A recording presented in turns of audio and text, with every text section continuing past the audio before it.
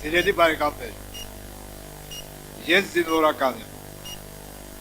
ինձ խորտ են երկիմաց քայլերը և խոսքերը,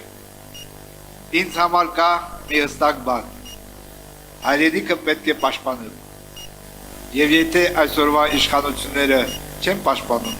մեր հայրենիքը, մենք փոխելու ենք այդ իշխանությունները։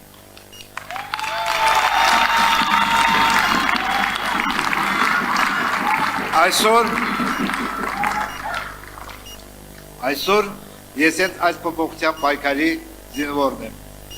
այնպիսի փոփոխության, որ փրկելու է մարդկանց կյանքը մեր երկրում, այնպիսի փոփոխության, որը կանխելու է պատերազմներ, որպես զինվորական ես լավագույնս գիտեմ խաղաղության արժեքը, քանի որ պատերազմի գինը ես գիտեմ շատերից լավ,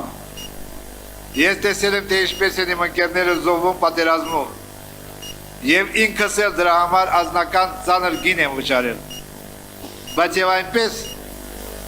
մահը այնքան սարսափելի չէ, ավելի սարսափելի է մեռելի պես ապրելը։ Հայաստանն արյամբ է վճարել խաղաղություն ունենալու համար։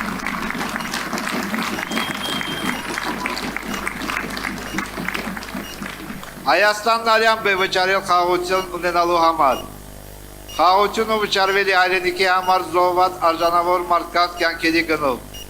Խաղաղությունը վճարվել է տասնյակ հազարավոր տեղահանված ընտանիքների ճակատագրի գնով։ Սիրելի բարեկամներ, կա միայն մեկ առաջնորդ, ով կարող է ապահովել մնայուն և ուժեղ խաղաղություն։ Դա հաջորդ վարչապետ Սամվել Կարապետյանն է։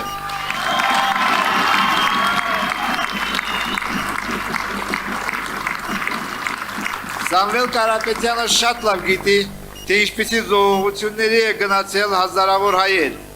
մեր հողը պաշտպանելու համար։ Սամվել Կարապետյանն օգնության ձեռք է մեկնել հազարավոր հայերի, ովքեր կորցրել են իրենց տները, ինչպես նաև աջակցել է վիրավոր զինվորներին և նրանց ընտանիքներին։ Այսօր մենք կանգնած ենք ընտրության առաջ։ Կգնանք վախի և ստորացման ճանապարհով, թե արժանապատվության և ուժի ճանապարհով։ Վախ։ Ես տեսել եմ վախը, բայց տեսել եմ մեր թշնամու աչքերում, սահմանին, կռվի ժամանակ, բայց ոչ երբեք հայ զինվորի աչքերում և ոչ երբեք հայ ժողովրդի աչքերում։